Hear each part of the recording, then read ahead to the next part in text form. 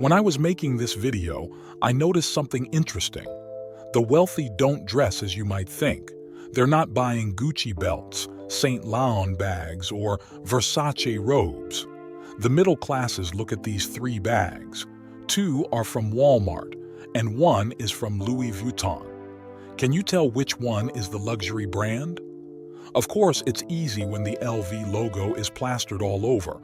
But, I lied, one of those other bags isn't from Walmart. It's actually a Birkin, worth over $30,000. Mainstream luxury fashion brands have trained us to believe that the brand is everything when in reality, most high-quality products are just status symbols for those who can't afford them. True luxury hides in plain sight. While famous movie stars are often seen wearing well-known designer brands like Gucci and Balenciaga, they're often paid to endorse them. The truly wealthy, who aren't constantly in the limelight, have a completely different wardrobe based on minimalism, quality, and fit. For example, those simple gray t-shirts Mark Zuckerberg wears are custom-made by Brunello Cucinelli and cost $400. However, to most people, it looks like he could have bought them at Target. In fact, when the truly wealthy do wear traditional luxury brands like Prada and Valentino, they have access to exclusive designs that downplay the brand. When most people think of luxury items, they're often reminded of brands with strong advertising and recognizable logos or designs, whether it's a Rolex watch, a Lamborghini sports car, or Gucci flip-flops. All are easily identifiable as luxurious. While billions of dollars have been spent advertising this message into your mind, they're often not the pinnacle of quality. They're simply highly regarded as status symbols.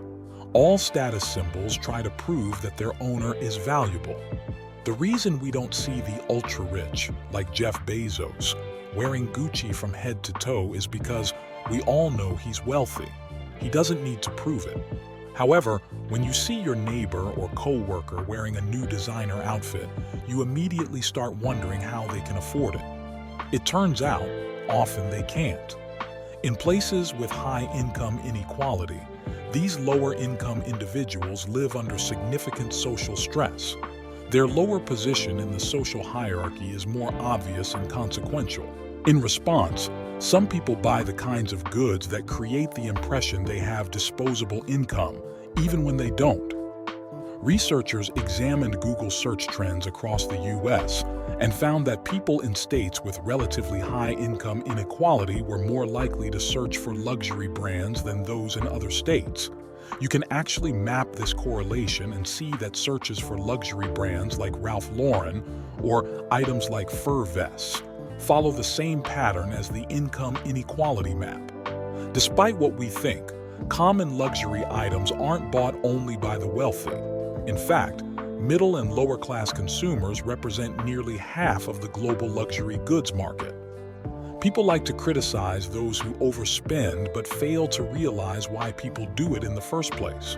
For example, high-priced Air Jordan sneakers are popular among young African Americans, including those from poor neighborhoods, even though buying them may cause more financial stress. For many, it's considered a necessity. Critics of overspending on luxury items often fail to recognize the underlying effect these luxury goods can have. For some, their status in society is insecure. Many low-income people can't afford to look like they have low income.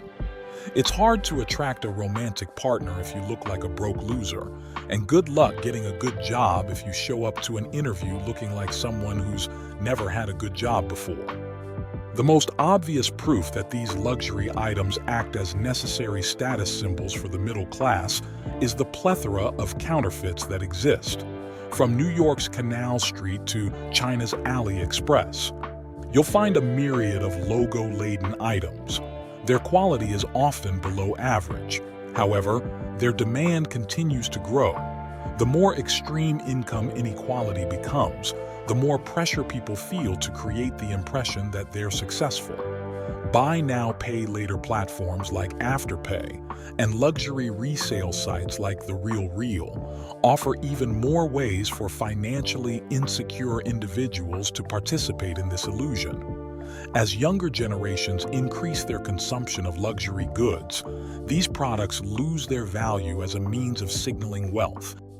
It's clear that mainstream luxury fashion brands have begun to move away from targeting the wealthy and instead have turned their advertising toward the middle class to justify their high prices relative to quality.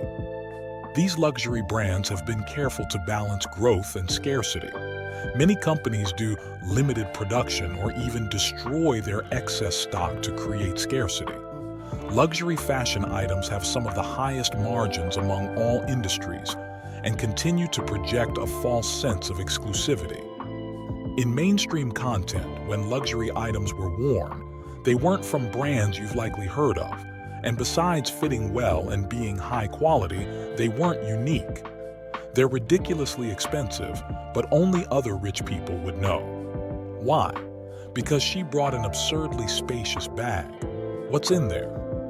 When we think of mainstream luxury brands, the first thing that comes to mind is often clothing with the logo stamped all over.